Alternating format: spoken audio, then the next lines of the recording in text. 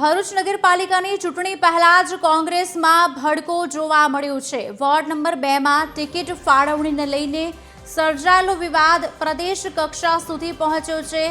એક જ બેઠક પર 2 ઉમેદવારોને મેન્ડેટ આપી દેતા કોંગ્રેસમાં મેન્ડેટ કાંડ બાદ હવે લેટર કાંડે જોર પકડ્યું છે। નારાજ કાર્યકરોએ હવે સામૂહિક રીતે ફોર્મ પરત ખેંચવાની ચીમકી ઉચ્ચારી। કુતુબુદ્દીન પટેલ અને શમશાદ અલી સૈયદ એમ બંને ઉમેદવારોએ કોંગ્રેસના મેન્ડેટ સાથે દાવેદારી નોંધાવી। પ્રદેશ નેતૃત્વ દ્વારા બંને ઉમેદવારો માટે પત્રો મોકલવામાં આવતા સમર્થકોમાં ભારે રોષ જોવા મળ્યો। અને જ્યારે મારું નામ બોલાયું ત્યારે બીજા 2 પર ઊભા થઈ ગયા, એટલે મને એવું લાગે છે કે એસડીએમ મેડમનો પર સાંભળવા તૈયાર નથી। શું પાવર છે એ મને સમજમાં નથી આવતું। મને એમ લાગે છે કે દિલ્હી સુધીનો પાવર દેખાઈ રહેલો છે અહીંયા।